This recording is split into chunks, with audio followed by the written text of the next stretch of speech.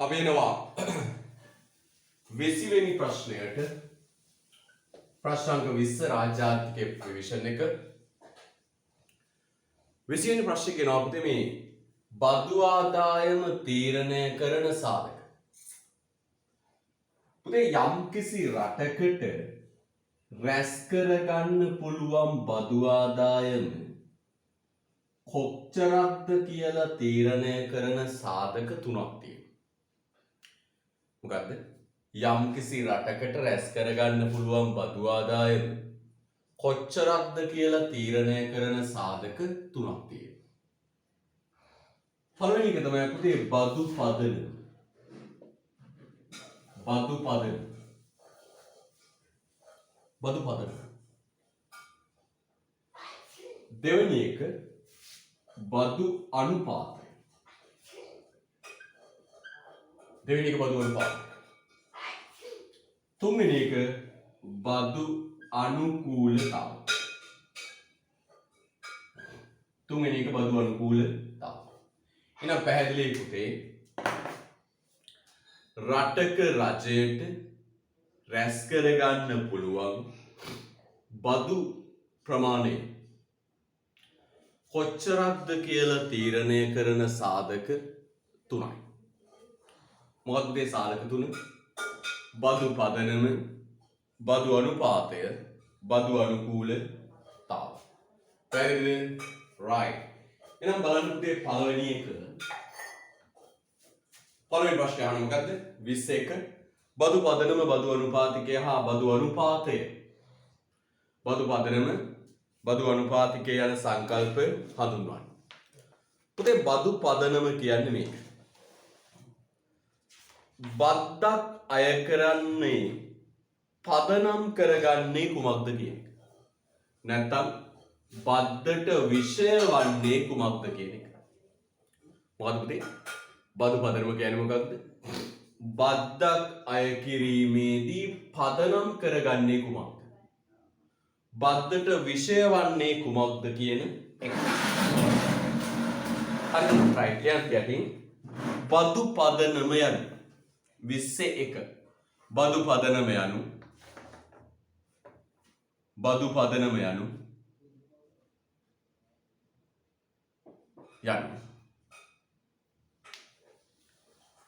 බද්දට විෂය වන දෑ, බද්දට විෂය වන දෑ, බද්දට විෂය වන දෑ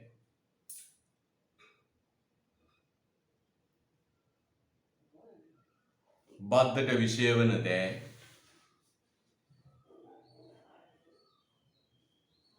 නැතහොත්, බද්දට විෂය වන දෑ නැතහොත්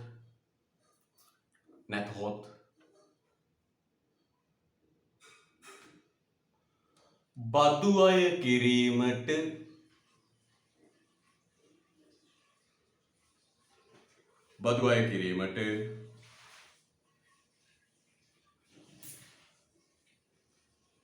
යටත් වන දෑහි වටිනාකම වේ. බදු අය කිරීමට යටත් වන දෑහි වටිනාකම වේ. බද්දට විෂය වන දෑ නැතහොත් බදු අය කිරීමට යටත් වන දෑහි වටිනාකම වේ. බදු අය කිරීමට යටත් වන දෑහි වටිනාකම වේ. පුතේ එහා පිටුවේ තියෙනවා බදු වර්ගය, බදු පදනම. පුරවන්න බලන්න. එහා පිටුවේ තියෙන අභ්‍යාස පුරවන්න. බදු වර්ගය, බදු පදනම පුරවන්න. වගුවක් තියෙනවනේ. කරන්න බලන්න. බද්දක් කියන්නේ බද්දට විෂය වන දේ. නැත්නම් බදු අය කරන්නේ කුමක් පදනම් කරගෙනද කියන කරන්න බලන්න. බද්ද බදු පදනම කියලා තියෙන්නේ. බලන්න ලියන්න ඒ බද්දේ පදනම මොකක්ද කියලා. ඒ බද්දේ පදනම මොකක්ද කියලා ලියන්න බලන්න.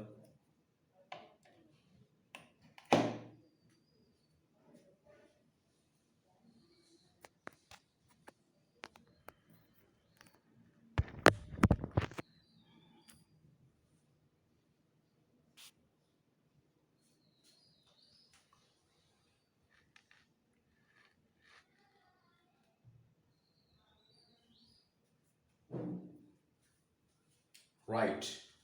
බලන්න බද්ද බදු පදනම. ඉස්රායෙලියම් පුද්ගල ආදායම පදනම මොකද්ද පුතේ? ආදායම් බද්ද පදනම මොකද්ද? පුද්ගල ආදායම. ආදායම් බද්ද පදනම ලියන්න පුතේ පුද්ගල ආදායම. ආදායම් බද්ද පදනම මොකද්ද? පුද්ගලයාගේ ආදායම.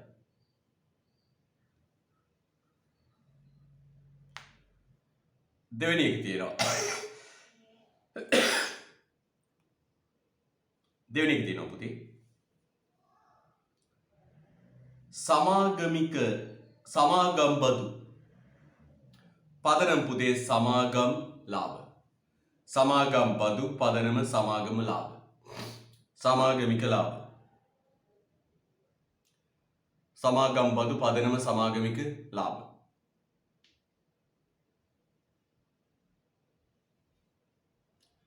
ලාභාංශ බදු පදනම ලාභාංශය. පදනම ලාභාංශය.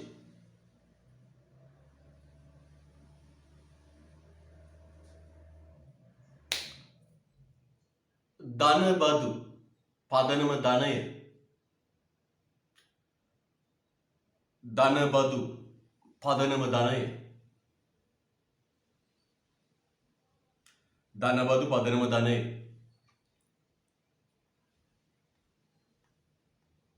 තීරු බදු පදනම මොකක්ද? ආනයන හෝ අපනයන වටිනාකම. තීරු බදු පදනම පුතේ ආනයන හෝ අපනයන වටිනාකම. තීරු බදු පදනම ආනයන හෝ අපනයන වටිනාකම.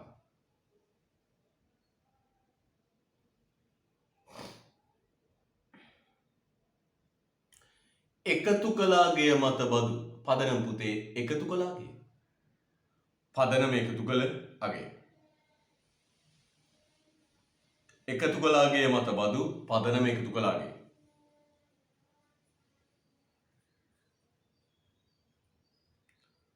වරිපනම් බදු පදනම පුතේ දේපලේ වටිනාකම.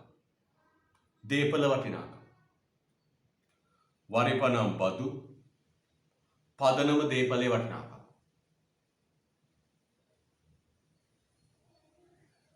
දේපලේ වටිනාකම. එනම් මෙන්න මෙහෙම කියනවා. මොකක්ද පුතේ කියන්නේ? බද්දක් අය කරද්දී බද්දට විෂය වන දේහි වටිනාකම තමයි පුතේ කියන්නේ බදු පදනම. බදු පදනම. හරිද? right. ඊට පස්සේ අහනවා පුතේ බදු අනුපාතය. එතනම අහනවා පුතේ ඒක ලියලා දාමු. බදු අනුපාතය කියන්නේ මොකක්ද? පුතේ බදු අනුපාතය කියන්නේ මේකයි. බදු පදනමේ නැත්නම් ආදායම ගෙවිය යුතු බදු අනුපාතය ප්‍රතිශතයක් ලෙස දැක්වීම. බදු පදනමෙන් නැත්නම් බදු පදනමෙන් නැත්නම් ආදායම ගෙවිය යුතු බදු ප්‍රමාණය ප්‍රතිශතයක් ලෙස දැක්වීමයි. ලියන්න තේතරම බදු පදනමේ විවිධ අගයන්ට බදු පදනමේ විවිධ අගයන්ට බදු පදනමේ විවිධ අගයන්ට බදු පදනමේ විවිධ අගයන්ට බදු පදනමේ විවිධ අගයන්ට සාපේක්ෂව ගෙවිය යුතු බදු ප්‍රමාණය. බදු පදනමේ විවිධ අගයන්ට සාපේක්ෂව ගෙවිය යුතු බදු ප්‍රමාණය. බදු පදනමේ විවිධ අගයන්ට සාපේක්ෂව ගෙවිය යුතු බදු ප්‍රමාණය.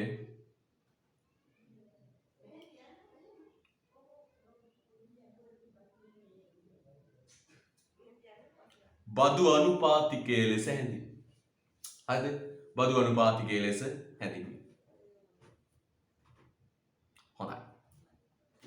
බදු අනුපාතිකය ලෙස හැඳින්වේ. right. අපි යනවා ඊට පස්සේ තවත් කතන්දරයකට. මොකද මේ කතන්දරය මෙන්න මේක. පුතේ මේ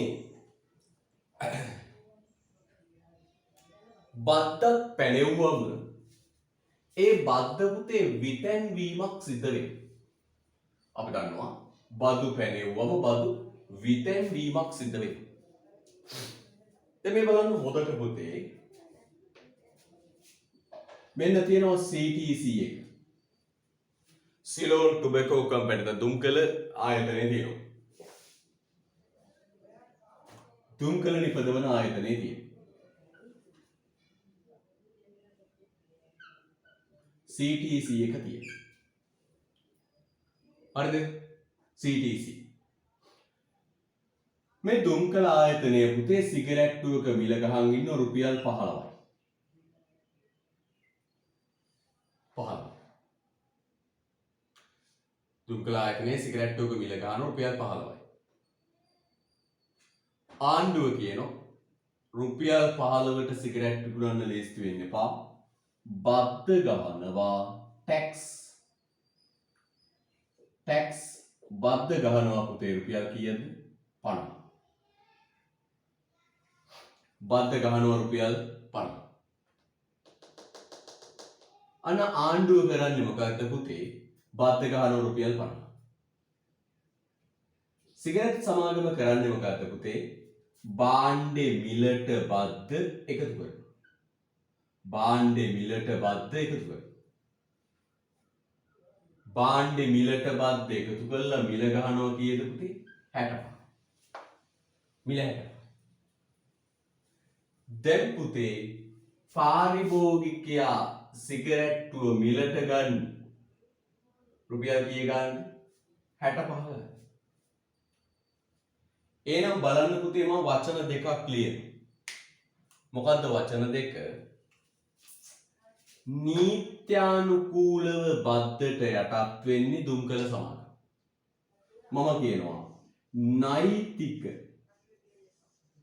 නැත්තම් ව්‍යවස්ථාපිත බදු ආපාතය තියෙන්නේ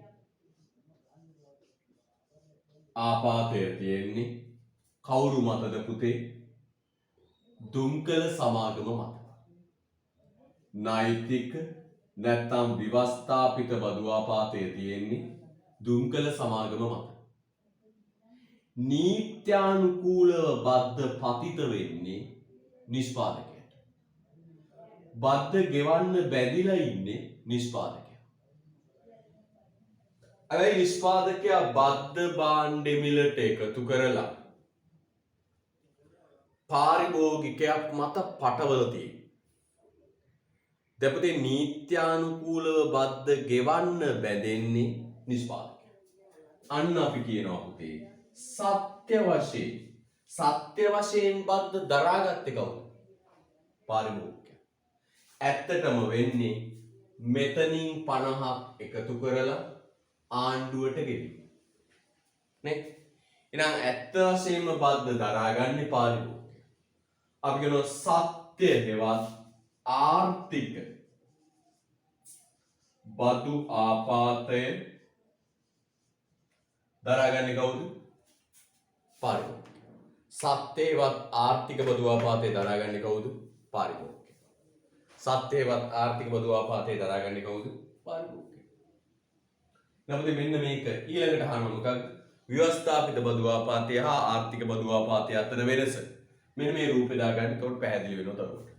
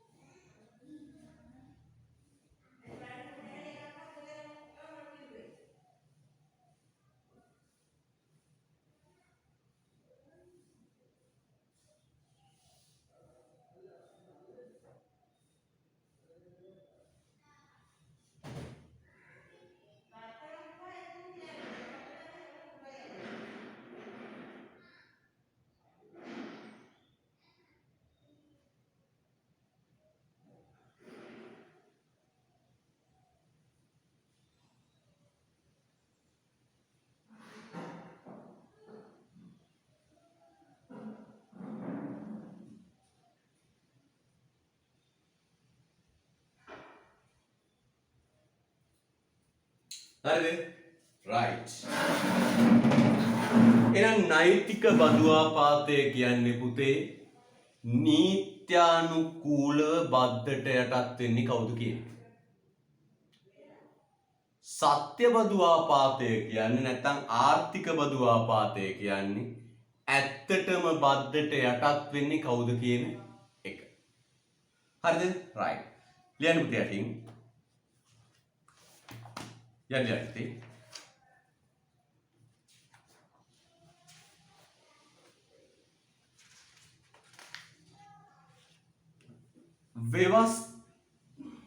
पढ़ेंगे යටි ව්‍යවස්ථාපිත බදු ආපාතය යනු ව්‍යවස්ථාපිත බදු ආපාතය යනු ව්‍යවස්ථාපිත බදු ආපාතය යනු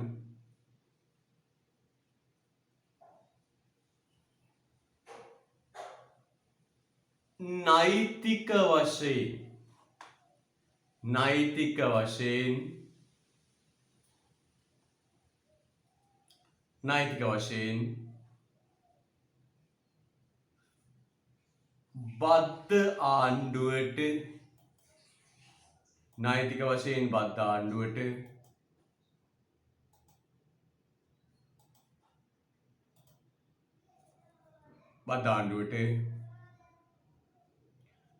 ගෙවන්නු ලබන්නේ කවුරුන්ද යන්නයි. ගෙවනු ලබන්නේ කවුරුන්ද යන්න.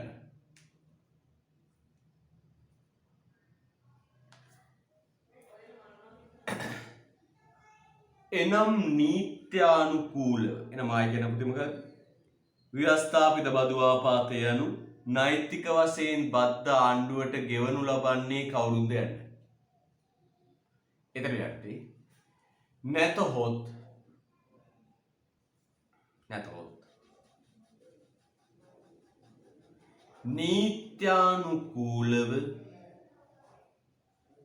නීත්‍යානුකූලව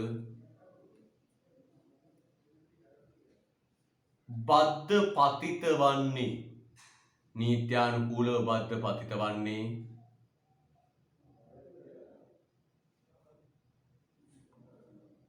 කවුරුන් මතද යන්නයි.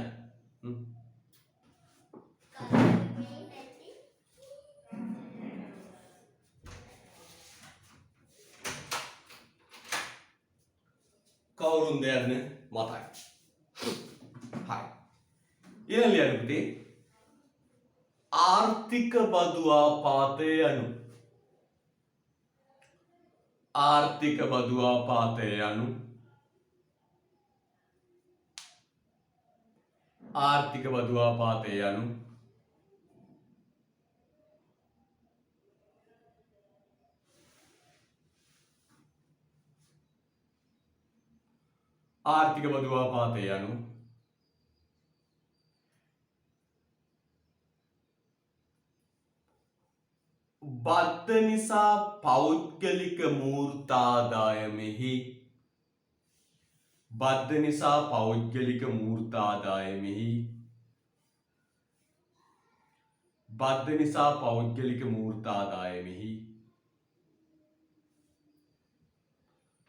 නිසා පෞද්ගලික මූර්තාදායමෙහි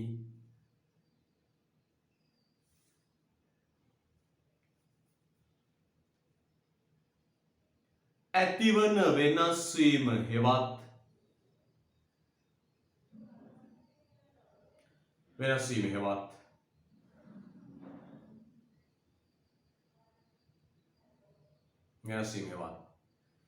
සැබෑ වශයෙන් දරනු ලබන බදු බරයි.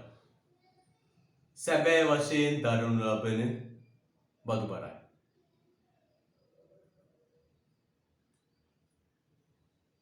සැබෑ වශයෙන් දරනු ලබන බදු බරයි.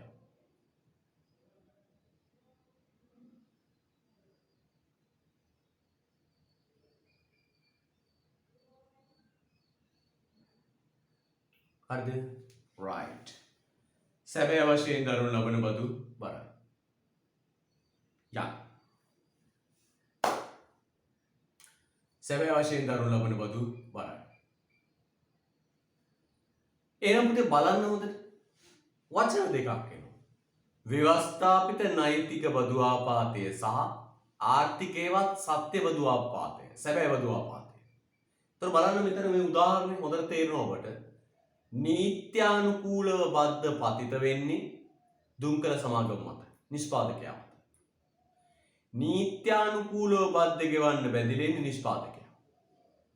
හැබැයි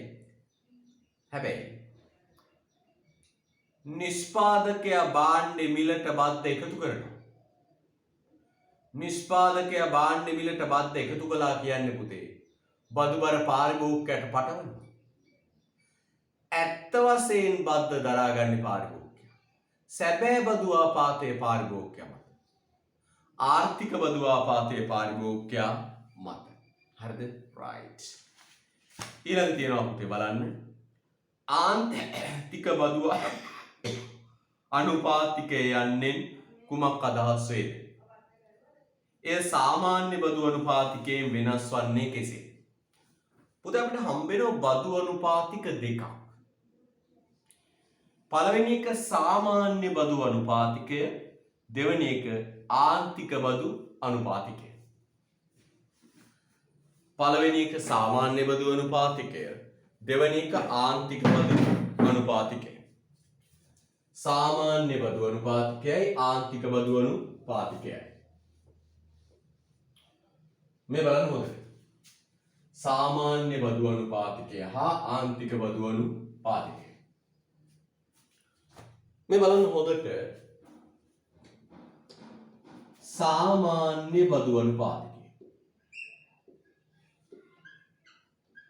සාමාන්‍ය බදු අනුපාතය. කොහොමද එන්නේ? මෙන්න. සාමාන්‍ය බදු අනුපාතය පෙන්වන්නේ කොහොමද පුතේ? මෙන්න මෙහෙම.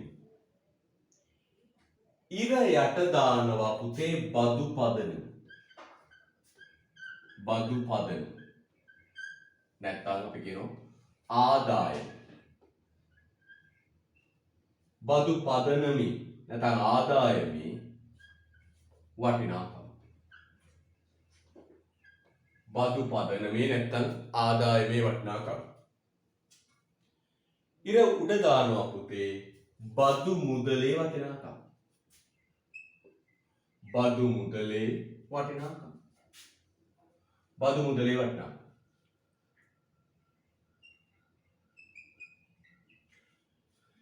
ඉර යට දානවා බදු පදනමේ වටිනාකම. ඉර උඩ දානවා බදු මුදලේ වටිනාකම. වැඩි කරනවා පුතේ 100%. ඔන්න එනවා පුතේ සාමාන්‍ය බදු අනුපාතය. තර සාමාන්‍ය බදු අනුපාතයෙන් පෙන්වන්නේ මොකක්ද? ගෙවන බදු මුදල, මුළු බදු මුදල බදු පදනමේ වටිනාකමේ ප්‍රතිශතයක් විදිහට පෙන්වනවා. ගෙවන මුළු බදු මුදල බදු පදනමේ බදු පදනමේ ප්‍රතිශතයක් විදිහට පෙන්වනවා. ඒකයි. බදු පදනමේ වටිනාකමේ ප්‍රතිශතයක් විදිහට පෙන්වනවා. ඒකයි. ඊට පස්සේ බලන්න හොඳට ආන්තික බදු අනුපාතය කියන්නේ මේක. ආන්තික බදු අනුපාතය කියන්නේ මේක. ආදායම වැඩිවීමක් සිද්ධ වුණා. ඒ වැඩිවන ආදායමෙන් කොච්චර බදු ගෙවන්න ඕනද කියන එක.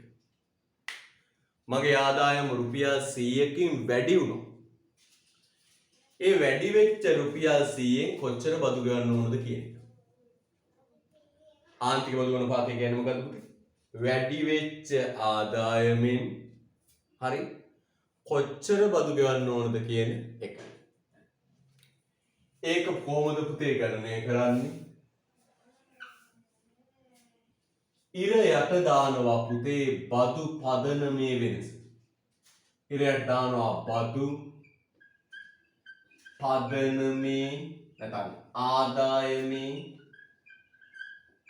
වෙනස. බදු පදනමේ නැත්නම් ආදායමේ වෙනස. ඉර උඩ දානවා පුතේ බදු මුදලේ වෙනස. බදු මුදලේ වෙනස. ඉර යට බදු පදනමේ වෙනස. ඉර උඩ බදු මුදලේ වෙනස. අන වැඩිවන ආදායමින් බදු ගෙවන්න ඕන ප්‍රමාණය ප්‍රතිශතයක් විදියට දක්වන එක තමයි පුතේ ආන්තික බදු අනුපාතයෙන් සිද්ධ වෙන්නේ. ආන්තික බදු අනුපාතයෙන් සිද්ධ වෙන්නේ. මොකක්ද ආන්තික බදු අනුපාතයෙන් සිද්ධ වෙන්නේ? වැඩිවන ආදායමෙන් කොච්චර මුදලක් බදු වශයෙන් ගෙවන්න ඕනද කියන එක. වැඩිවන ආදායම. තේරුණාද පුතේ? right. බලන්න කියන දේ.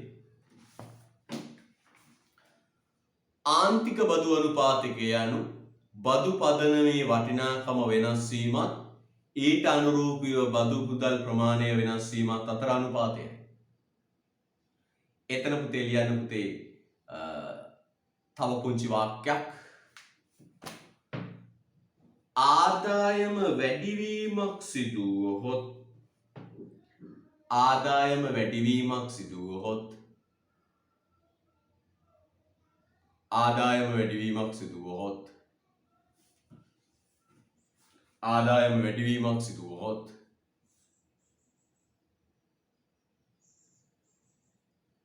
වැඩිවන ආදායමෙන් ගෙවිය යුතු බදු ප්‍රමාණය. වැඩිවන ආදායමින් ගෙවිය යුතු බදු ප්‍රමාණය ප්‍රතිශතයක් ලෙස දැක්වීම. වැඩිවන ආදායමින් ගෙවිය යුතු බදු ප්‍රමාණය ප්‍රතිශතයක් ලෙස දැක්වීම. හරිද පුතේ? right. හොඳයි. සාමාන්‍ය බදු අනුපාතිකය කියන්නේ සාමාන්‍ය බදු අනුපාතිකය යනු බදු වශයෙන් ගෙවනු ලබන මුළු මුදල් ප්‍රමාණයත් බදු පදනමේ වටිනාකමත් අතර ඇති අනුපාතිකයයි. මොකද කියන්නේ? සාමාන්‍ය බදු අනුපාතිකය යනු බදු වශයෙන් ගෙවනු ලබන මුළු මුදල් ප්‍රමාණයත් බදු පදනමේ වටිනාකමත් අතර අනුපාතයයි. එතකොට සාමාන්‍ය බදු අනුපාතය කියන්නේ මොකක්ද? බදු මුදල බදු පදනමේ වටිනාකමක් විදියට දැක්කොත් අපි ඒකට කියනවා සාමාන්‍ය බදු අනුපාතය. බදු පදනමේ වැඩිවීමකින් බදු මුදලේ හටගන්න වෙනස ප්‍රතිශතයක් විදියට දැක්කොත් ඒකට කියනවා ආන්තික බදු අනුපාතය. ආන්තික බදු අනුපාතයෙන් පෙන්වන්නේ පුතේ ආදායමේ වැඩිවීමක් සිදු වුණොත් ඒ වැඩි වෙච්ච ආදායමෙන් ගෙවන බදු ප්‍රමාණය කොච්චරක්ද කියලා කියන එක. ලස්සනට සූත්‍ර දෙක දාගන්න. ලස්සනට සූත්‍ර දෙක දාගන්න.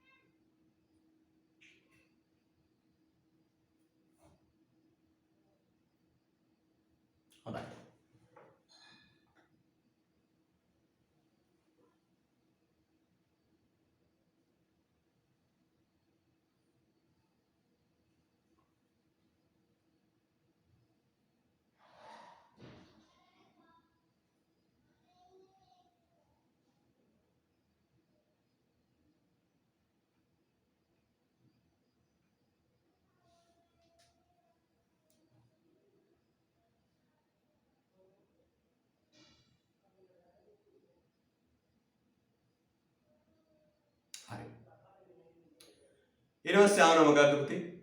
අනුක්‍රමික බද්ධක්, ප්‍රතික්‍රමික බද්ධක්, සමානුපාතික බද්ධක් යන සංකල්ප අතර වෙනස පෙන්වා දෙයි. අනුක්‍රමික බද්ධක්, ප්‍රතික්‍රමික බද්ධක්, සමානුපාතික බද්ධක් අතර වෙනස පෙන්වා දෙන්න. මේ බලන්න පුතේ හොඳට. මේවා අතර වෙනස පෙන්වා දෙන්න කියලා කියන්නේ.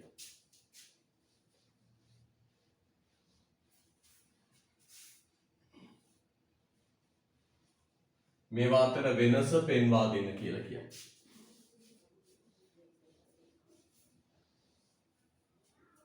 හරිද? right. මෙන්න මෙහෙම කියනවා පුතේ. බදු පදනම වැඩි වෙද්දී. බදු පදනම. මොකක්ද පුතේ මේ බදු පදනම කියන්නේ? ආදාය. බදු පදනම කියන්නේ මොකක්ද පුතේ? ආදාය. බදු පදනම කියන්නේ මොකක්ද පුතේ? ආදාය. වැඩි වෙද්දී බදු අනුපාතයත් වැඩි වෙනවා. බදු අනුපාතයත් වැඩි වෙනවා නම් මේ දෙක අනුලෝමීයව හැසිරෙනවා නම් අපි කියනවා පුතේ ඒක මොන බද්දක්ද? අනුක්‍රමික බද්දක්. අනුක්‍රමික බද්දක්.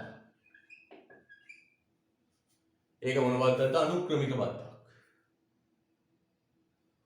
උදාහරණ මොනවද පුතේ? පුද්ගල ආදායම් බදු. පුද්ගල ආදායම් බදු. දෙවෙනි එක සමාගමික බදු. නැත්නම් කියනවා සමාගම් බදු. ඊට පස්සේ පුතේ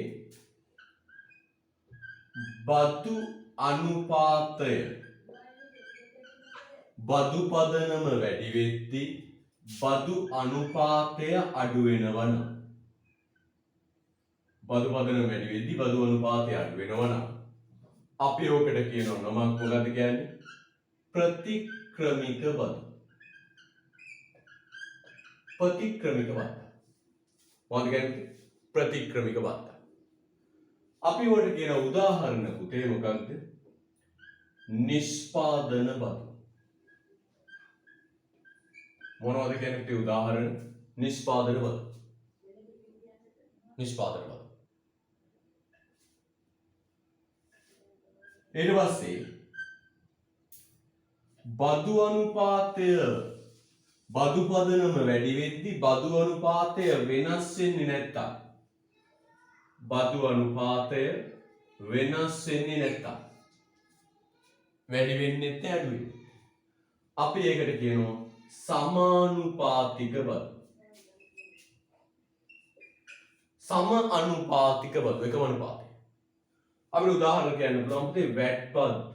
වැට් කිව්වම ඒක බදු කියන කෑල්ලක් තියෙනවා. නමුත් අපි වැට් බද්ද කියලාම තමයි කියන්නේ. වැට් එක. ඊට පස්සේ වරාය ගුවන් තොටුපළ බදු. වරාය හා ගුවන් තොටුපළ බදු. තව කියන්න පුළුවන් තීරු බදු. right. ඔන්න ඔය සටහන් ලස්සන දාගත්ත නම් පුතේ මෙතන නිර්වචන තියෙනවා, උදාහරණ තියෙනවා. බදු පදනමත් බදු අනුපාතයත් අනුලෝමීයව හැසිරෙනවා නම් අනුක්‍රමික බදු. sorry. බදු පදනමයි බදු අනුපාතයයි ප්‍රතිලෝමීයව හැසිරෙනවා නම් ප්‍රතික්‍රමික බදු. බදු පදනම වෙනස් වුණාට බදු අනුපාතය වෙනස් වෙන්නේ නැත්නම් සම අනුපාතික බදු. ඕක දාගන්න පුතේ 28 වෙනි පිටුවේ යට. 28 වෙනි පිටුවේ යට. පුතා කොට අදහස් වෙන කියලා පොඩ දාන්න මොනවාරි අදහසක් යෝජනාවක් තියෙනවා පුතේ දාන්න. ප්‍රශ්නයක් තියෙනවා දාන්න. මොනවාරි දෙයක් ඔබට දැනගන්න තියෙනවා දාන්න. පොඩ බලමු අපි. ඔබේ හඬට අපි සවන් දෙනවා. හඬට බෑ මෙසේජ් එකක් දාන්න.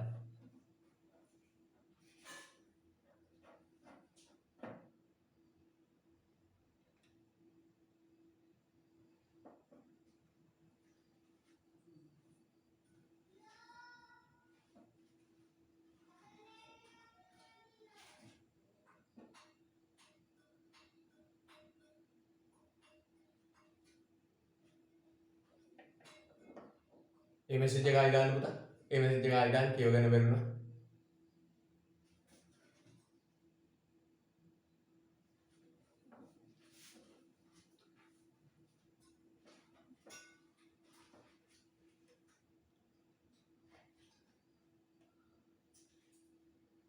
ටාගට් පාඩම් මුකුත් නැත්තේ. ටාගට් පාඩම් කියලා එකක් නෑ පුතා.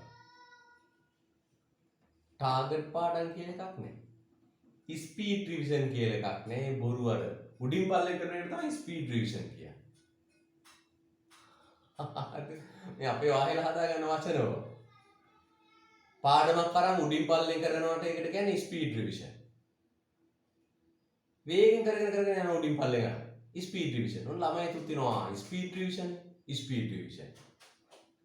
ටාගට් පාඩම් එහෙම නෑ පුතේ.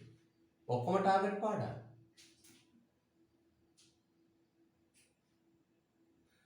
විභාගයේ කල්යාමක් සිදු වෙයි කියලා අපි බලාපොරොත්තු තියාගන්නේ නැහැ පුතේ.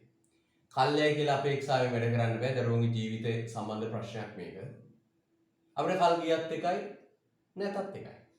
අපි සිලබස් එක ඉවර කරලා තියෙන 96ක් තා සංවර්ධනය කියන පොඩි බෑල්ල තියෙන්නේ. රිවිෂන් එකත් රාජ්‍යාර්ථිකයත් ඉවර විදේශ වෙන අපි දෙන්නේ සංවර්ධනයයි විදේශ වෙන තමයි. සංවර්ධනයේ තියෙන කැලේ විදේශ වෙන තමයි. අපිට කල් ගියත් එකයි නොගියත් එකයි. කල් ගියත් පුතේ අපි පේපර් සාකච්ඡා කරනවා. විශේෂයෙන්ම MCQ ප්‍රශ්න සාකච්ඡා කරන කාලය යොදා ගන්න. විභාගයේ කල් ගියොත් අපි විභාගෙට සති දෙකක් වෙනකම් කරනවා. විභාගෙට කල් යනකම් කරනවා. අනුපාන ප්‍රශ්න අහනවා. අනුපාන ප්‍රශ්න. අනුමාන ප්‍රශ්න පුතේ තවම ප්‍රශ්න පත්‍රයවත් හැදිලා නැහැ. ප්‍රශ්න පත්‍රයවත් තාම හදලා නැහැ. තේරුම් ගන්න. ප්‍රශ්න පත්‍රය තාම හදලා නැහැ. දරුවෙක් අහන අනුමාන ප්‍රශ්න දීද කියලා. කොහේ හරි ලංකාවේ ගුරුවරයෙක් අනුමාන ප්‍රශ්නයක් දුන්නොත් අනිවාර්යෙන් ඔබට ඒව ලබා දෙනවා. අනිවාර්යෙන්. ලංකාවේ කොහේ ගුරුවරයෙක් අනුමාන ප්‍රශ්නයක් දුන්නත් ඔබට ශනිකව ඒවා ලබා දෙනවා. අපේ සම්බන්ධතා ජාලය හරි ශක්තිමත්.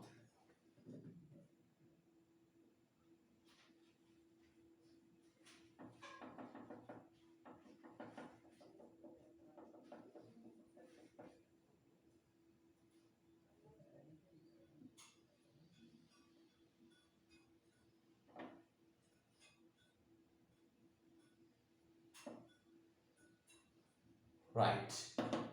හරියන්. පුතේ අපෙන් අහනවා මොකක්ද අහන්නේ? අනුක්‍රමික බද්දක් ප්‍රතික්‍රමික බද්දක් සමානුපාතික බද්දක් අතර වෙනස පෙන්වා දෙන්න.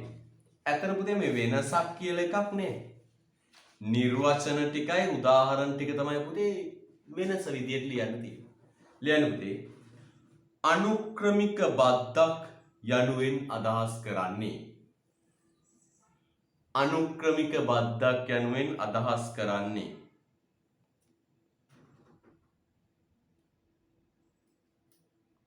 අනුක්‍රමික බද්දක් යනුවෙන් අදහස් කරන්නේ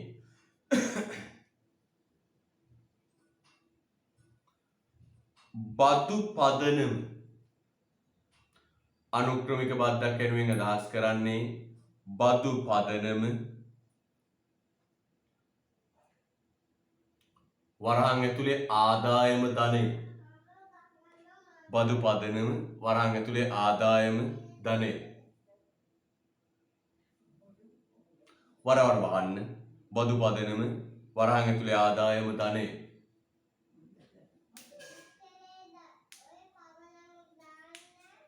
වැඩිවෙත්ම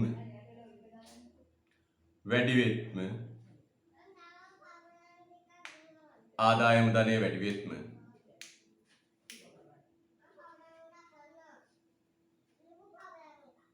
ක්‍රමයෙන් වැඩිවන ප්‍රතිශතයකින් වැඩිවෙත්ම ක්‍රමයෙන් වැඩිවන ප්‍රතිශතයකින්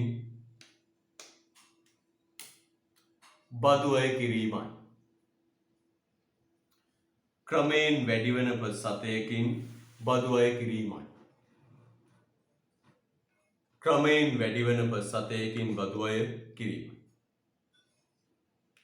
ඒ කියන්නේ පුතේ ආදායම වැඩි වනෙහි අය කරන බදු ප්‍රමාණයත් වැඩි වෙනවා. ආදායම වැඩි වනෙහි අය කරන බදු ප්‍රමාණය වැඩි කරනවා. ආදායම වැඩි වෙනකොට අය කරන බදු ප්‍රමාණයත් වැඩි නම් අපි ඒකට කියනවා පුතේ නමක් මොකද්ද කියන්නේ? අනුක්‍රමික බද්දා. පුතේ ආදායම වැඩි වෙන්න අය කරන බදු අනුපාතෙත් වැඩි. ඕකෙන් ආරක්ෂා වෙනවා සාධාරණත්ව මූලධර්මය. සිරස් සාධාරණත්ව මූලධර්මය ආරක්ෂා වෙනවා. පුතේ බලන්න හොඳට අනුක්‍රමික බද්දක් මගින් සිරස් සාධාරණත්වය ආරක්ෂා වේ. හයිලයිට් කරන්න. සිරස් සාධාරණත්වය ආරක්ෂා වේ. සිරස්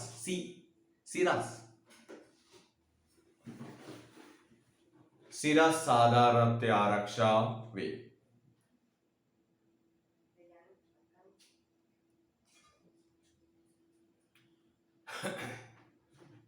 මේදී බදු අනුපාතිකයේ සමග බදු පදනමත් ක්‍රමානුකූලව ඉහළ යනු ඇත.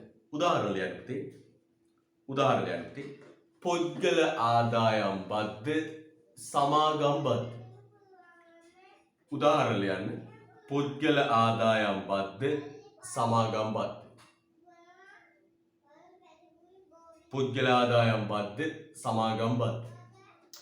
දරුවෙක් කියන නිර්වචන පොඩ්ඩක් ආයෙ කියන්න කියලා. අනුක්‍රමික බද්දක් යනුවෙන් හඳුන්වනුයේ බදු පදනම ක්‍රමයෙන් වැඩිවන විට බදු වැඩිවන විට වැඩිවන ප්‍රතිශතයකින් බදු වශයෙන් අය කිරීමයි. මම කියන අපිට පොඩ්ඩක් බලගන්න. අනුක්‍රමික බද්දක් යනුවෙන් හඳුන්වනුයේ බදු පදනම වැඩිවෙත්ම ක්‍රමයෙන් වැඩිවන ප්‍රතිශතයකින් බදු අය කරනු ලැබීමයි. අනුක්‍රමික බද්දක් යනුවෙන් අදහස් කරනුයේ බදු පදනම වැඩිවෙත්ම ක්‍රමයෙන් වැඩිවන ප්‍රතිශතයකින් බදු අය කිරීමයි. හරිද? ආදායම වැඩි වෙනකොට බදු අනුපාතෙත් වැඩි වෙනවා අනුක්‍රමික බද්ද. උදාහරණ මොනවද පුතේ? පුද්ගල ආදායම් බද්දයි සමාගම් බද්දයි. හරිද? මේ අනුක්‍රමික බදු පුතේ සාධාරණත්ව මූලධර්මයට අනුකූලයි. සාධාරණත්ව මූලධර්මයට අනුකූලයි. හරිද? right. යන් අහනවා පුතේ ඊළඟ ප්‍රතික්‍රමික බදු මුද්‍රිතයි. ප්‍රතික්‍රමික බද්දක් යනුවෙන් අදහස් කරනුයේ බදු පදනම ආදායම ධනය වැඩිවෙත්ම ක්‍රමයෙන් වැඩිවන අනුපාතයක ප්‍රතිශතයකින් බදු වශයෙන් අය කරනු ලැබීමයි. මොකද කියන්නේ? ප්‍රතික්‍රමික බද්දක් යනුවෙන් අදහස් කරනුයේ බදු පදනම වැඩිවත්ම ක්‍රමයෙන් වැඩිවන ප්‍රතිශතයකින් බදු අය කරනු ලැබීමයි. ප්‍රතික්‍රමික බද්දක් සාධාරණත්ව මූලධර්මයට පටහැනි. අන්න ආදායම වැඩි වෙනකොට බදු අනුපාතය අඩු වෙනවනම් අපි කියනවා ප්‍රතික්‍රමික බද්දක්. ආදායම වැඩි වෙනකොට බදු අනුපාතය අඩු වෙනවනම් අපි කියනවා ප්‍රතික්‍රමික බද්දක්. ප්‍රතික්‍රමික බද්දක්. නේ? ඒතර ආදායම වැඩි වෙන්න ගෙවන බදු අනුපාතය අඩු. ආදායම වැඩි මේක අඩු බදු අනුපාතයක් එවන. අන්න පුතේ අපි යෝගට කියනවා සාධාරණත්ව මූලධර්මයට පටහැනි. හයිලයිට් කරන්න තියෙන්නේ. ප්‍රතික්‍රමික බදු සාධාරණත්ව මූලධර්මයට පටහැනි වේ. ප්‍රතික්‍රමික බදු සාධාරණත්ව මූලධර්මයට පටහැනි වේ. උදාහරණයක් නිෂ්පාදන බදු. ප්‍රතික්‍රමික බදු වලට උදාහරණ ලියන්න. නිෂ්පාදන බදු. ප්‍රතික්‍රමික බදු වලට උදාහරණය ලියන්න. නිෂ්පාදන බදු.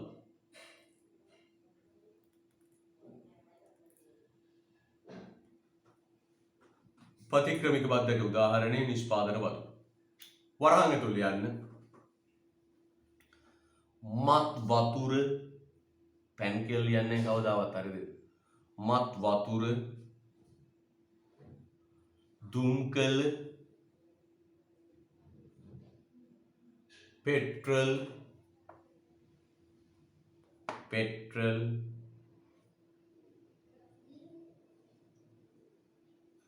diesel, diesel, भूमि तेल,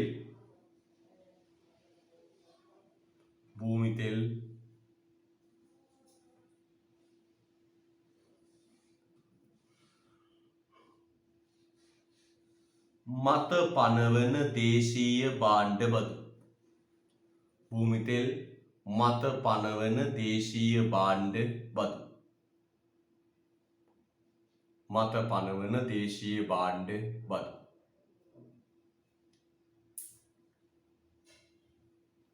මත පනවන දේශීය භාණ්ඩ බදු.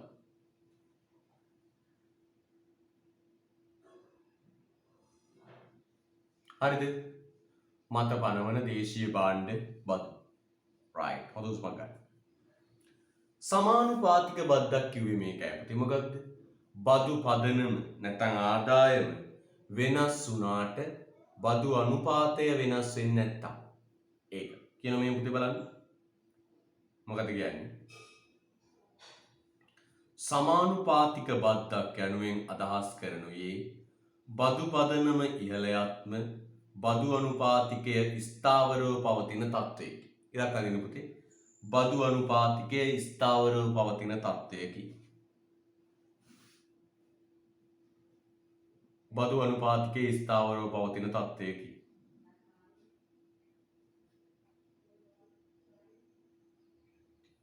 උදාහරණ තියෙනවා පුතේ මොකක්ද? එකතු කළ අගය මත බද්ද. උදාහරණ ලියන්න. එකතු කළ අගය මත බද්ද. එකතු කළ අගය මත බද්ද.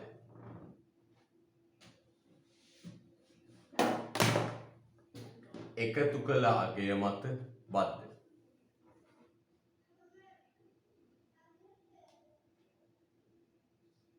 දෙවෙනි එක ලියන්න. උදාහරණ දෙකක් ලියන්න. වරාය හා ගුවන් තොටුපළ සංවර්ධන බද්ද. පැට් කියලා කියන්නේ PAT. වරාය හා ගුවන් තොටුපළ සංවර්ධන බද්ද. පැට්.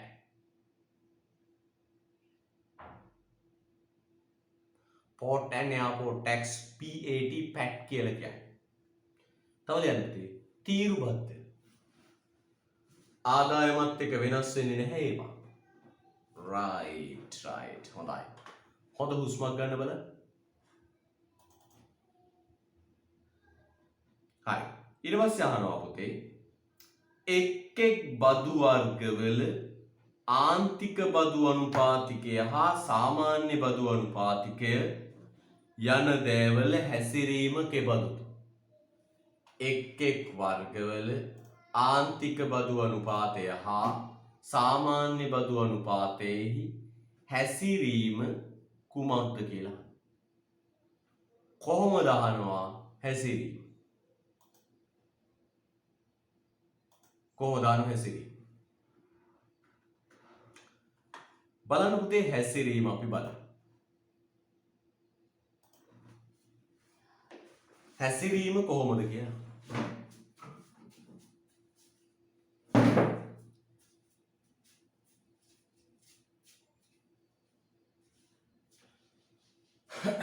මගේ ලස්සන ලියන්න බලන්න.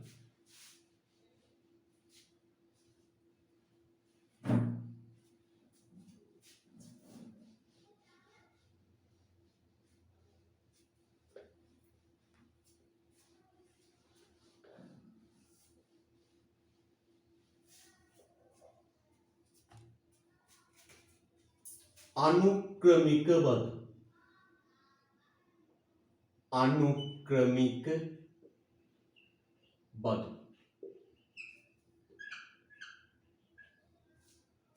අනුක්‍රමික බද්දේදී පුතේ එන්න ගෙවන්න ඕන බදු ප්‍රමාණය වැඩි. අනුක්‍රමික බද්දේදී එන්න ගෙවන්න ඕන බදු ප්‍රමාණය වැඩි.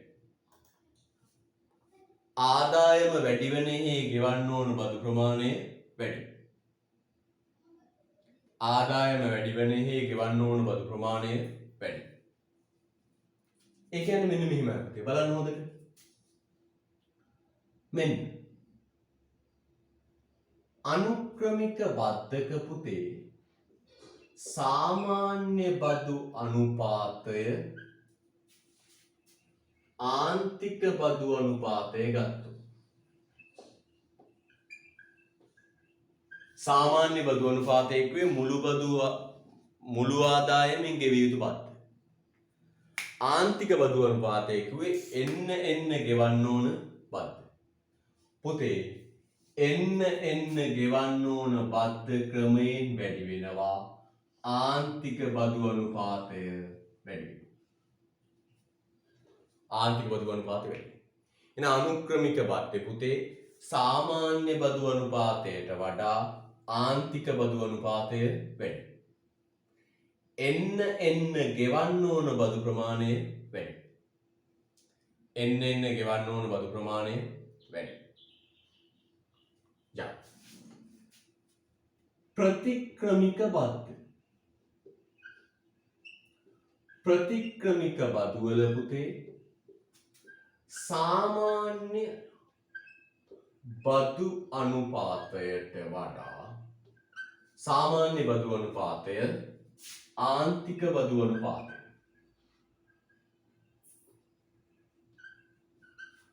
පුතේ ප්‍රතික්‍රමික බද්දේ ආදායම වැඩි වෙන්න ගෙවන්න ඕන බදු බස්සත අඩුයි. වැඩි වෙන ආදායමෙන් ගෙවන්න ඕන බදු බස්සත අඩුයි. ඒ කියන්නේ පුතේ සාමාන්‍ය බදු අනුපාතයට වඩා ආන්තික බදු අනුපාතය අඩුයි. පුතේ සමානුපාතික බද්දේ සමානුපාතික බද්දේදී සාමාන්‍ය බදු අනුපාතය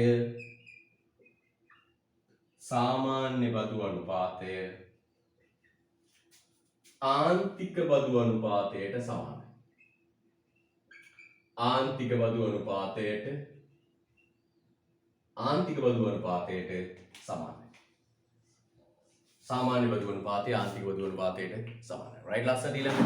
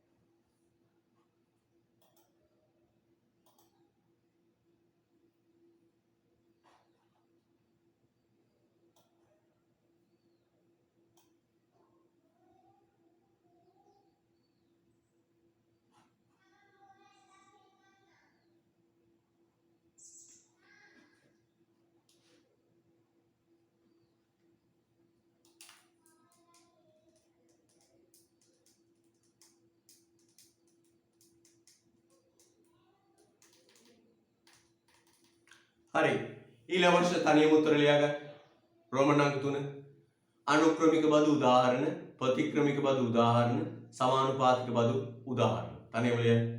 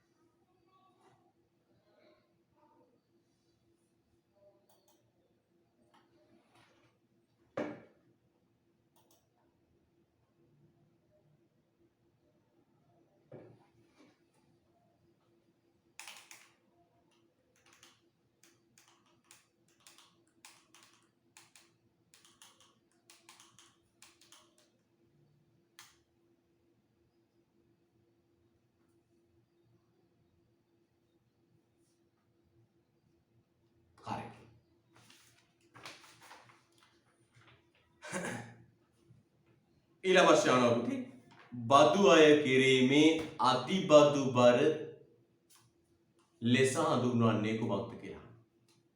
මොකද දාන්නේ පුතේ? අතිබදු බර කියන්නේ මොකක්ද කියලා. අතිබදු බර. අපි දන්නොත් බද්දක් පැනෙවුවම ඒක මිල යාන්ත්‍රණයට හානි කරයි. ඒකේ මිල යාන්ත්‍රණය විකෘති වෙනවා. බද්දක් පැනෙවුවම මිල යාන්ත්‍රණයට අහිත කරයි.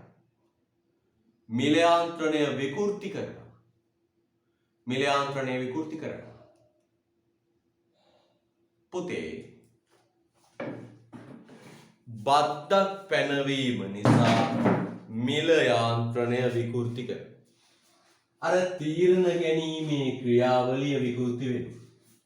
තර බද්දක් පැනවීම නිසා මිල යාන්ත්‍රණයට තීරණ ගැනීමේ ක්‍රියාවලියට සිදුවන හානිය කොච්චරක්ද කියලා මැනලා පෙන්නුවොත් පුතේ අන්න ඒකට කියනවා නමක් බදු අය කිරීමේ අධිබර කියලා. නැත්නම් අධිබදු බර කියලා කියනවා. මේ බලන්න. මෙන්න වෙළඳපොළ ආර්ථිකයේ ඉල්ලුමයි සැපයුමයි තුලනය වෙලා තීරණය වෙනෝ මිල. ඉල්ලුමයි සැපයුමයි තුලනය වෙලා තීරණය වෙනෝ මිල. ඉල්ලුමයි සැපයුමයි තුලනය වෙලා තීරණය වෙනෝ මිල. මෙන්න මේ තීරණය වන මිල පුතේ හරිද? මිල තීරණය වෙනවා.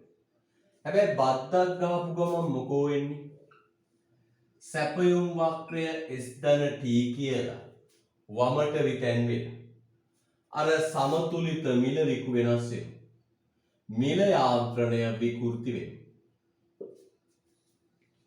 දැන් තීරණ ගත්තේ මේ මිල මත, දැන් තියෙන්නේ මේ මිල. අනේ මිල යාන්ත්‍රණයට සිදුවන හානියේ ප්‍රමාණය පුතේ ජ්‍යාමිතිකව පෙන්වුවම මෙන්න මේකට කියනවා අධිබදු බර. එහෙනම් අධිබදු බරෙන් පේන්නේ මොකද්ද පුතේ? බද්දක් පැනවීම හේතුවෙන් මිල යාන්ත්‍රණයට සිදුවන හානියේ ප්‍රමාණය. නැත්තම් නිෂ්පාදන අක්මේ ආර්ථික අතිරික්තයට සමාජ සුබසාධනයට වන හානියේ ප්‍රමාණය තමයි පුතේ අධිබදු බර කියලා කියන්නේ. ලේරම් පිටින් බද්දක් පැනවීම නිසා බද්දක් පැනවීම නිසා බද්දක් පැනවීම නිසා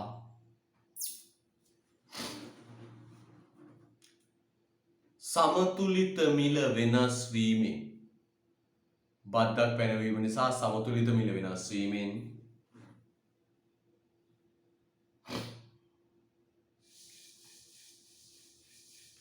මිල යාන්ත්‍රණ ක්‍රියාවලියට හානි ගෙන දී. මිල යාන්ත්‍රණ ක්‍රියාවලියට හානි ගෙන දී. මිල යාන්ත්‍රණ ක්‍රියාවලියට හානි ගෙන දී. මිල යාන්ත්‍රණ ක්‍රියාවලියට හානි ගෙන දී.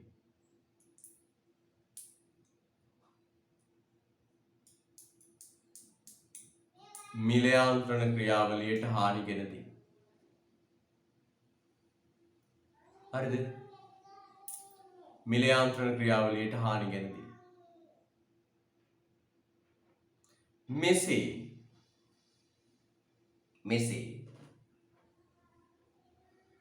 බද්දක් පැනවීම නිසා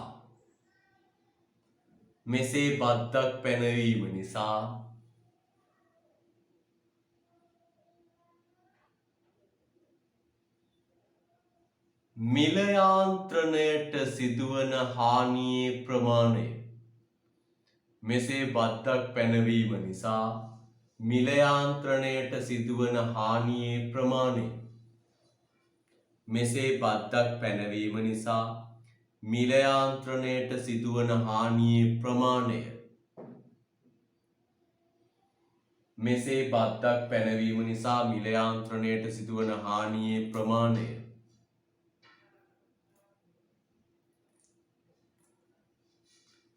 අදිබදු බර ලෙස හැඳින්වේ. අදිබදු බර ලෙස හැඳින්වේ. අදිබදු බර ලෙස හැඳින්වේ.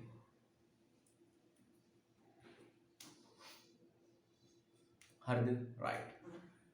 අදිබදු බර ලෙස හැඳින්වේ. නැතහොත් බද්දක් පැනවීම නිසා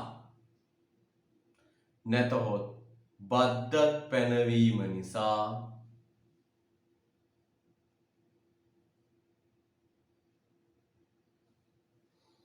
බද්දක් පැනවීම නිසා සමාජ සුබ සාධනයට වන හානිය. බද්දක් පැනවීම නිසා සමාජ සුබ සාධනයට වන හානිය. බද්දක් පැනවීම නිසා සමාජ සුබ සාධනයට වන හානිය ප්‍රමාණය. බද්දක් පැනවීම නිසා සමාජ සුබ සාධනයට වන හානියේ ප්‍රමාණය.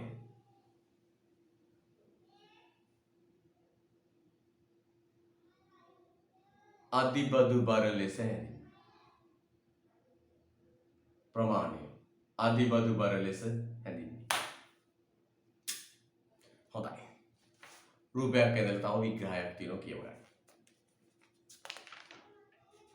හොඳයි. යන්න. ඊට පස්සේ ආනා පුතේ මොකක්ද? බදු අනුකූලතාව යන්නේ කුමක් අදහස් වේ? පුතේ බදු අනුකූලතාව. දැන් අපි කියනෝනේ නීත්‍යානුකූල. එහෙම කියනවනේ.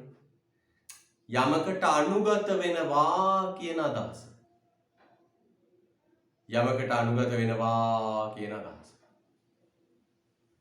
පුතේ බදු අනුකූලතාව කියන්නේ මේකයි. මොකක්ද? බදු අනුකූලතාව කියන්නේ මොකක්ද? බද්දක් පැනවීම මෙහෙමයි. බදු අනුකූලතාව කියන්නේ මොකක්ද? ස්වේච්ඡාවෙන් බදු ගෙවන්න තියෙන නැඹුරුව. බදු අනුකූලතාව කියන්නේ මොකක්ද පුතේ? ස්වේච්ඡාවෙන් බදු ගෙවන්න තියෙන නැඹුරුව. ස්වේච්ඡාව. පුතේ යම්කිසි මිනිස්සෙක් ආදායම් බදු දෙපාර්තමේන්තුවෙන් පැමිණිලා වැටලීම් කරලා බද්දට යටත් කර ගන්නට කලින් ආදායම් බදු දෙපාර්තමේන්තුවට පැනලා වැටලීම් කරලා බද්දට යටත් කර ගන්නට කලින් බද්දට යටත් කරගන්න කලින් හරිද?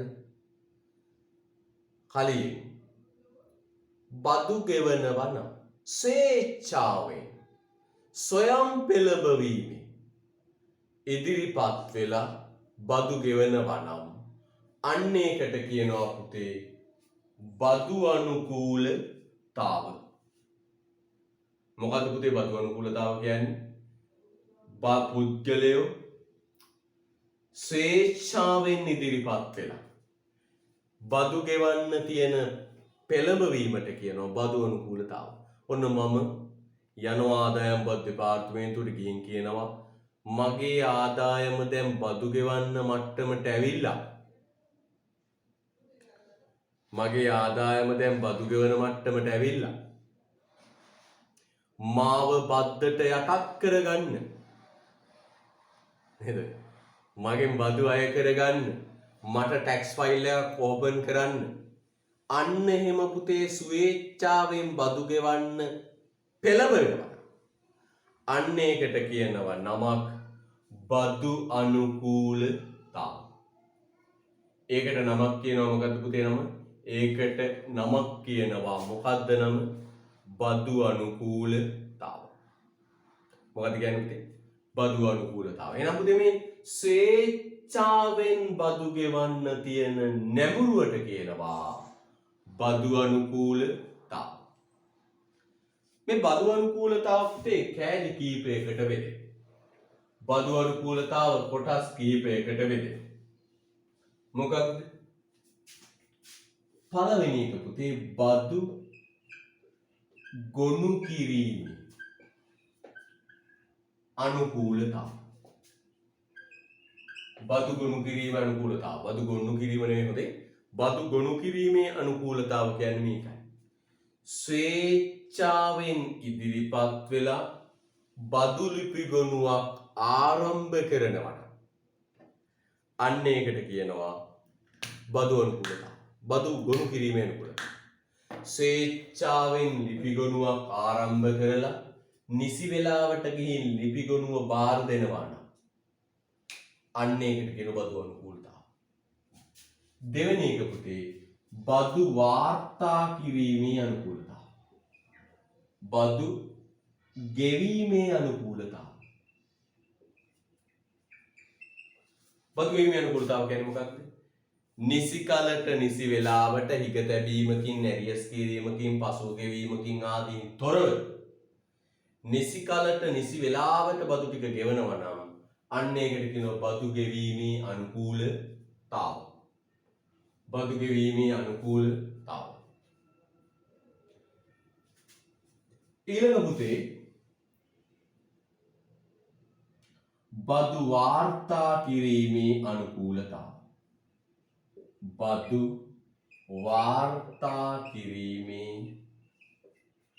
අනුකූලතාව.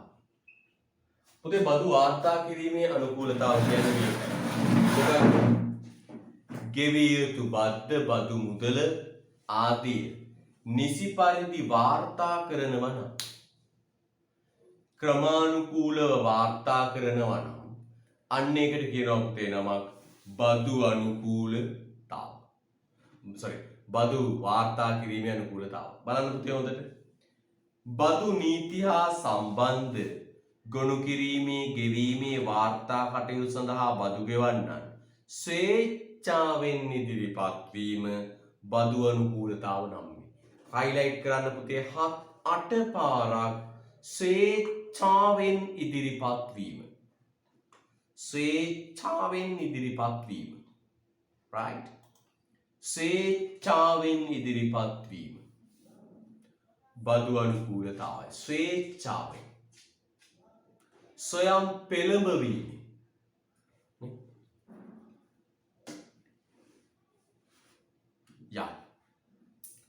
ඊට පස්සේ කියන මේ කොටස් තුනයි මොකක්ද පුතේ? ගොනු කිරීම, ගෙවීම, වාර්තා කිරීම. ස්වේච්ඡාවෙන් ලිපි ගෙනුවක් ආරම්භ කළා. බදු වාර්තා කිරීමේ මේ ගොනු කිරීමේ අනුකූලතාව. ස්වේච්ඡාවෙන් නියමිත දිනේ නියමිත බදු ප්‍රමාණය ගෙවනවා. වාර්තා කිරීමේ අනුකූලතාව. ස්වේච්ඡාවෙන් බදු ටික ලිපි ගොනුව පවත්වාගෙන යනවා. වාර්තා කිරීමේ අනුකූලතාව. හරිද? right. හොඳයි. ඊළඟ පුතේ තියරි පොඩ්ඩක් තියෙනවා කියව ගන්න. තියරි දාලා තියෙන පුතේ සමහර තැන්වල ඍජු බද්දක් හා වක්‍ර බද්දක් අතර වෙනස පෙන්වන්න. මොකක්ද කියන්නේ පුතේ? ඍජු බද්දක් හා වක්‍ර බද්දක් අතර වෙනස පෙන්වන්න. ඍජු බද්දක් හා වක්‍ර බද්දක් අතර වෙනස පෙන්වන්න. පුතේ මෙන්න මේකයි ඍජු බද්දක් කියන්නේ. විතෙන් කළ හැකිද නැද්ද කියන එක පදනම් කරගෙන තමයි පුතේ අපි ඍජු බදු සහ වක්‍ර බදු බෙදා දක්වන්නේ. විතෙන් කළ හැකිද නැද්ද කියන එක පදනම් කරගෙන තමයි පුතේ අපි බදු බෙදා දක්වන්නේ. විතෙන් කළ හැකිද නැද්ද? විතෙන් කරන්න පුළුවන් නම් අපි කියන්නේ ඍජු බදු. විතෙන් කරන්න බැරි නම් අපි කියන්නේ වක්‍ර බදු. විතෙන් කරන්න පුළුවන් නම් ඔය ආගෙන ඉන්නෝනේ. ඔළුවට දෙයක් ගහලා නිදිමත අරගන්නවා. ඔය ආගෙන ඉන්නවා. ආයෙම විතැන් කරන්න බැරි නම් ඍජු බදු. විතැන් කරන්න පුළුවන් නම් වක්‍ර බදු. right අපි බලමු හොඳට. මෙන්න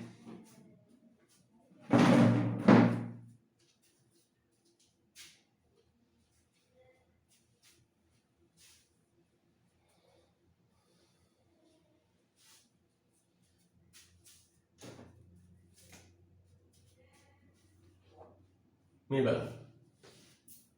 පුතේ යම් පාර්ශවයක් මත රජය පනවන බද්දක් අදාළ පුද්ගලයා විසින්ම ගෙවිය යුතු නම් තව කෙනෙකුට පටවන්න බැරි නම් රජය විසින් පනවන ලද බද්දක් අදාළ පුද්ගලයා විසින්ම ගෙවිය යුතු නම් තවත් කෙනෙකුට පටවන්න බැරි නම් අන්න ඒවට කියනවා පුතේ මොන බදුද? ඍජු බදු. ඒවට කියනවා පුතේ මොන බදුද? ඍජු බදු. යම් පාර්ශවයක් මත පනවන බද්දක් එම පාර්ශවය විසින්ම ගෙවිය යුතු නම් තවත් කෙනෙකු මත පැටවිය නොහැකි නම් අන්න ඒවට කියනවා ඍජු බදු. ඊළඟට රජය ගහන බද්ද මේ බලන්න හොඳට නිෂ්පාදකයට පටවන බද්ද නිෂ්පාදකයට ගහන බද්ද නිෂ්පාදකයා භාණ්ඩේ මිලට එකතු කරලා පාරිභෝගිකයට පටවනවා නම් අන්න ඒකට කියනවා වක්‍ර බදු. එන කොහොමද කියන්නේ? යම් පාර්ශවයක් මත පනවන බද්දක් තවත් කෙනෙකුට විතැන් කරන්න බැරි නම් අදාළ පුද්ගලයා විසින්ම ගෙවිය යුතු නම් එවැනි බදු වලට කියනවා පුතේ ඍජු බදු. කාටවත් පවරන්න බෑ. භාණ්ඩේ මිලට එකතු කරලා කාටවත් පටවන්න බෑ. අන්න ඒවට කියනවා පුතේ නමක් මොකද්ද කියන්නේ පුතේ? ඍජු බදු. භාණ්ඩ මිලට එකතු කරලා තවත් කෙනෙකුට පටවන්න පුළුවන්. තවත් කෙනෙකුට මාරු කරන්න පුළුවන්. අන්න කියනවා පුතේ වක්‍ර බදු. ලියන්න යටින්. අමාරුයි නේද? ඔව් ආයෙත් වගේම තමයි ආනක් ගන්න එකත් අමාරුයි ඈ. හම්මේ ඍජු බදු ලියන්න යටින්. ඍජු බදු ළඟ ලියන්න පුතේ. නෛතික වශයෙන් බද්දට නෛතික වශයෙන් බද්දට නෛතික වශයෙන් බද්දට යටත් වන පුද්ගලයාම නෛතික වශයෙන් බද්දට යටත් වන පුද්ගලයාම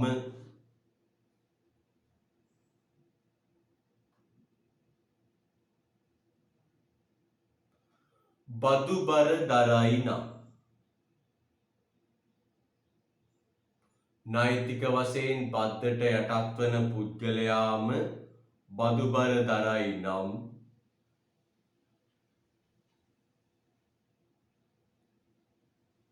බදු බර දරයි නම් එය ඍජු බදුයි. නෛතික වශයෙන් බද්දට යටත් වන පුද්ගලයාම බදු බර දරයි නම් එය ඍජු බදුයි.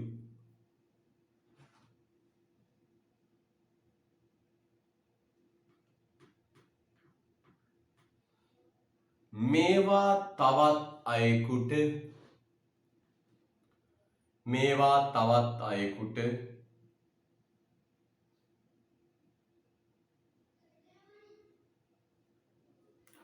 වෙතැන් කිරීමේ හැකියාවක් නැත. මේවා තවත් අයෙකුට විතැන් කිරීමේ හැකියාවක් නැත. මේවා තවත් අයෙකුට විතැන් කිරීමේ හැකියාවක් නැත. මේවා තවත් අයෙකුට විතැන් කිරීමේ හැකියාවක් නැත. තව කෙනෙකුට පටවන්න බෑ. විතැන් කිරීමේ හැකියාවක් නැත. හරිද? right. විතැන් කිරීමේ හැකියාවක් නැත.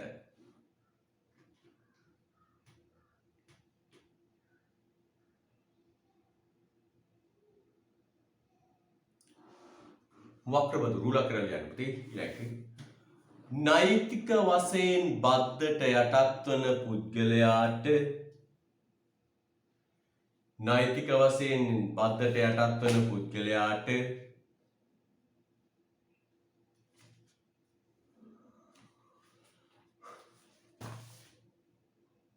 නෛතික වශයෙන් බද්දට යටත් වන පුද්ගලයාට එම බද්ද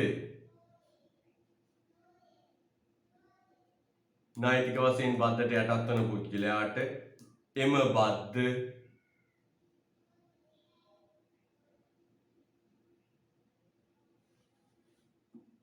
නෛතික වශයෙන් බද්දට යටත් වන පුද්ගලයාට එම බද්ද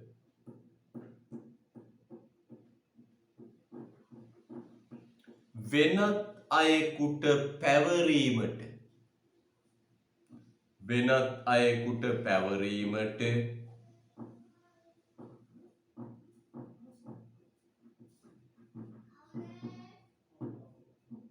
වෙනත් අයෙකුට පැවරීමට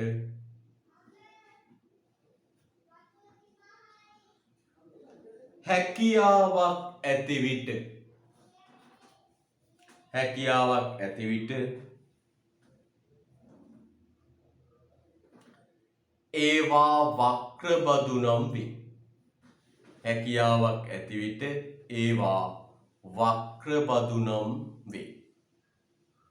ඒවා වක්‍රබදු නම් වේ. හැකියාවක් ඇති විට ඒවා වක්‍රබදු නම් වේ. එහා පැත්තෙන් ගිහින් ඊළඟ ඉරි කෑල්ලේ ඊළඟ පිටුවේ ඉරි කෑල්ල ලියන්න.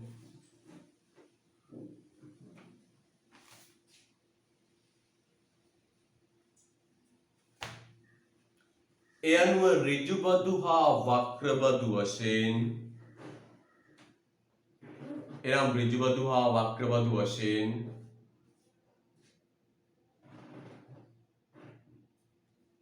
බෙදා දැක්වීමේදී ඍජුබදු හා වක්‍රබදු වශයෙන් බෙදා දැක්වීමේදී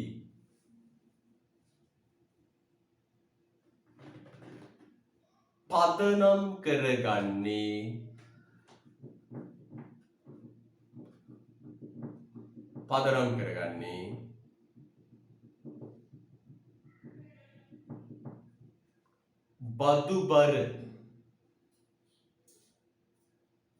බදුබර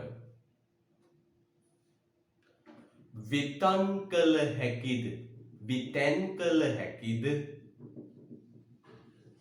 නැද්ද යන්න. විතැන් කළ හැකිද නැද්ද යන්න. විතැන් කළ හැකිද නැද්ද යන්න. විතැන් කළ හැකිද නැද්ද යන්න. විතැන් කළ හැකිද නැද්ද යන්න. හරිද? විතැන් කළ හැකිද නැද්ද යන්න.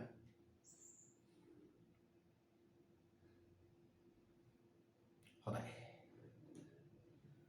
පොතේ යට තියෙනවා සටහන. හොඳට කිය බලන්න. ඍජුබදු වක්‍රබදු පහලට සටහනක් තියෙන බලන්න හොඳට.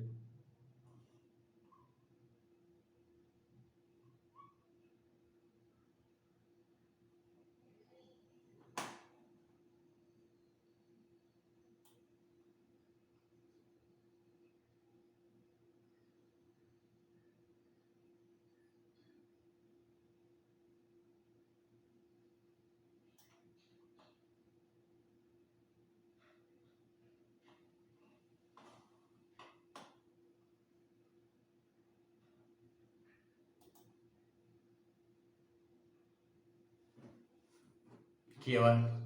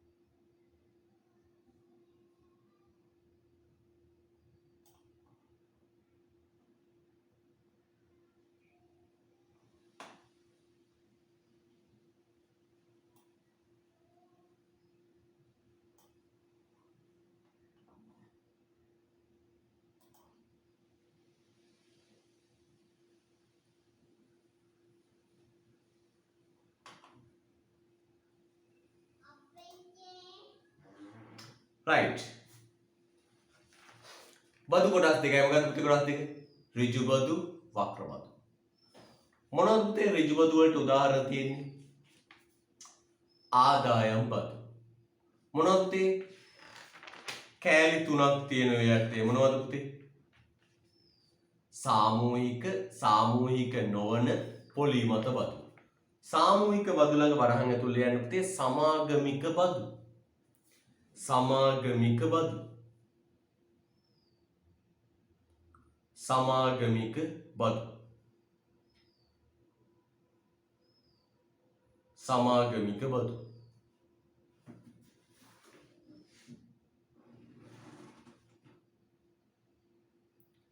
සාමූහික නොවන බදු ළඟ ලියන්නේ පුද්ගල ආදායම් බදු. සාමූහික නොවන කියන තැන ලියන්නේ පුද්ගල ආදායම් බදු. පුද්ගල ආදායම් බදු.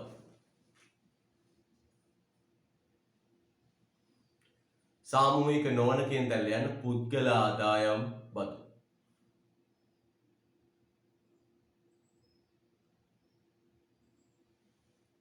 පුද්ගල ආදායම් බදු. පුතේ වක්‍ර බදු කොටස් තුනයි. මොනවද බලන්න?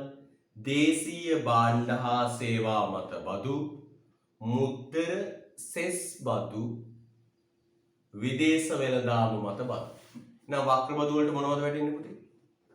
දේශීය භාණ්ඩ හා සේවා මත බදු, මුද්දර සෙස් බදු, විදේශ වෙළඳාම මත බදු. එහෙනම් බලන්න ඍජු බදු කියන්නේ ආදායම් බදු. ආදායම් බදු කෑලි තුනයි. මොකක්ද? සාමූහික නොවන පොලිමත බදු. සාමූහික කිව්වේ සමාගමික බදු. සාමූහික නොවන කිව්වේ සමාගම් බදු. පොලිමත බදු. ඉතුරුන් තැන්පතු වල පොලියට ගහන බදු. වක්‍ර බදු පුතේ කොටස් තුනයි. මොකක්ද? දේශීය භාණ්ඩ හා සේවා මත බදු. දේශීය භාණ්ඩ හා සේවා මත බදු. ඒක කෑලි දෙකයි. මොකක්ද? එකතු කළාගේ මත බද්දයි, නිෂ්පාදන බද්දයි. විදේශ වෙළඳාම මත බදු නැවත කොටස් දෙකයි. ආනයන බදු සහ වරාය හා ගුවන් තොටුපළ බලපත්‍ර සංවර්ධන බදු. පුතේ ඍජු බදු හා වක්‍ර බදු වල දායකත්වය වෙන තියෙන බලන්න. මුළු බදු ආදායමෙන් 24% ඍජු බදු. 75% වක්‍ර බදු. අන්න ඒක ලස්සනට highlight කරන්න. 24% ඍජු බදු, 75% වක්‍ර බදු. 24% ඍජු බදු, 75% වක්‍ර බදු.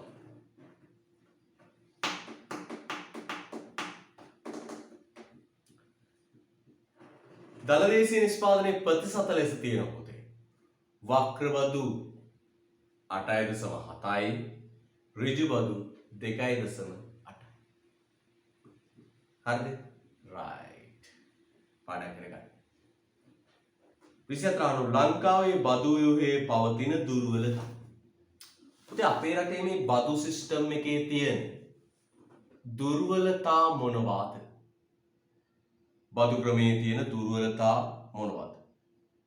මොනවද පුතේ තියෙන දුර්වලතා? අපි කියන මෙන්න මෙහෙම. මොකද කියන්නේ? ලංකාවේ බදු ව්‍යුහයේ පවතින දුර්වලතා. මොනවද පුතේ? ඍජු ආයෝජන ආකර්ෂණය කර ගැනීමට විශාල වශයෙන් බදු ප්‍රදානය කිරීම. ආයෝජකයෝ ගෙන්නලා උපරිමයේ සහන දෙනවා. බදු පද්ධතියට නිතර සිදු කරන වෙනස් කිරීම නිසා බදු පද්ධතිය වඩාත් සංකීර්ණ වේ. පුතේ තොර තෝංචියක් නැතුව වෙනස් කරනවනේ. එක එක මුදල් ලැබතියා එක එක පත් වෙන කාලෙට එක එක ආණ්ඩු වෙනස් කරනවා. ඒකේ ප්‍රතිඵලය පුතේ අද වෙනකොට අපේ රට පුංචි පුංචි බදු ගොඩාක් තියෙන සංකීර්ණ බදු ක්‍රමයක් තියෙන රටක් බවට පත් වෙලා. අන්න ඊළඟ විශාල අවිධිමත් ආර්ථිකයක් පැවතීම නිසා බදු පැහැර හැරීම වැඩි වෙනවා. අවිධිමත් ආර්ථිකයක් තියෙනවා. බදු විශාල වශයෙන් පැහැරනවා. ඒවට දඬුවමක් කියලා දෙයක් නැති තත්ත්වයකට පත් වෙනවා. ඊළඟ බදු පරිපාලනය කාර්යක්ෂමතාව. ඔය ආදායම් බදු දෙපාර්තමේන්තුව අති කාර්යක්ෂමයි. නිල් අන්න ප්‍රශ්න. ඊළඟ බදු ගෙවීම සම්බන්ධයෙන් මහජනතාවගේ ඍණාත්මක ආකල්ප. අපේ රටේ මිනිස්සු පුතේ උත්සාහ කරන්නේ බදු ගෙවන්න නෙවෙයි. බදු පැහැර හරින්න. ඔය එකවුන්ටන්ලා කියලා જાතියක් ඉන්නවනේ. එව්වෝ කරන්නේ බදු ගෙවන මිනිස්සුන්ට බදු හොරකම් කරන හැටි උගන්වන එක. එකවුන්ටන් පුතත් සීනියක් අය සමහරට එකවුන්ටන් කෙනෙක් වෙන්නේ. පැහැදිලිද? එකවුන්ටන්ලා කරන්නේ පුතේ බදු ගෙවන මිනිස්සුන්ට කියන උඹලගේ බදු අපි අඩු කරලා දෙන්න. බදු හොර කරන හැටි කියලා දෙන්න. ලෝයර්ස්ලා අපරාධකාරයෝන්ට අපරාධයෙන් ගැලවෙන හැටි කියලා දෙනවා. කළු වෘත්තියක්. එකවුන්ටන්ලා මිනිස්සුන්ට බදු හොරකම් කරන හැටි කියලා දෙනවා. කළු වෘත්තියක්. හැබැයි හොඳට කරන මිනිස්සුත් ඉන්නවා. ගොඩක් එව්ව කරන්නේ මිනිස්සුන්ට බදු හොරකම් කරන්න උපදෙස් දෙන්න.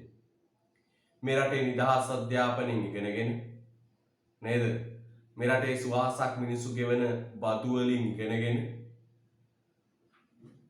ඒ මිනිස්සුන්ට සේවය කරන්න ආණ්ඩුවට එන බදු ටික හොරකම් කරන හැටි කියලා දෙනවා එකවුන්ටන්ට්ලා. කළු වෘත්තිකයෙක් විදියටයි මම දැක්කේ. හොඳට කරන අය ඉන්නවා. හැබැයි ගොඩක් උන් කරන්නේ ටැක්ස් හොරකම් කරන්න උපදෙස් දෙනවා. බලන්න කොච්චර කනගාටුදායකද නේද? කොච්චර කනගාටුදායකද? කමක් නැහැ. කුඩා බදු වර්ග විශාල සංඛ්‍යාවක් හඳුන්වා දීම බදු ක්‍රමයේ සංකීර්ණ වීම. චූටි බදු. මහා බදු ආදායමක් එන්නේත් නැහැ. විශාල බදු චූටි බදු. ඊළඟ නිදහස් වෙළඳ කිවිසුම් මගින් ආනයනික භාණ්ඩ විශාල ප්‍රමාණයක් බදු වලින් නිදහස් කර තිබේ. අපේ රට මෙලබිලා ඉන්නවා පුතේ මේ බදු කිවිසුම් වලට.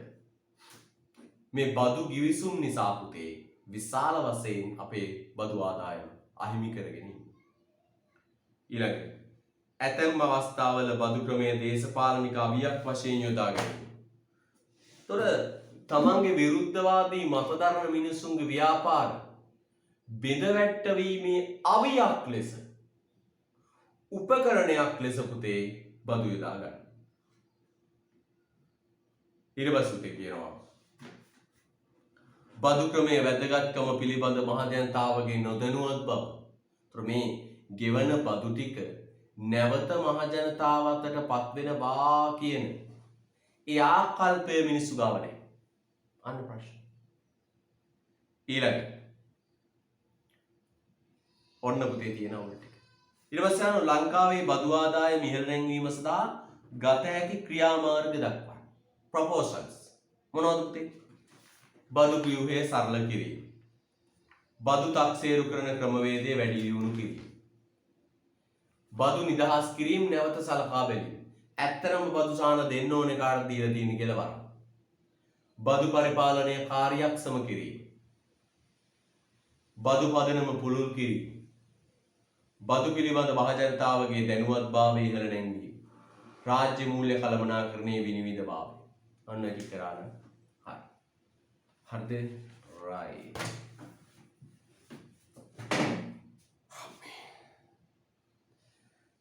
ඇද්ද පුතා අමාරුයිද?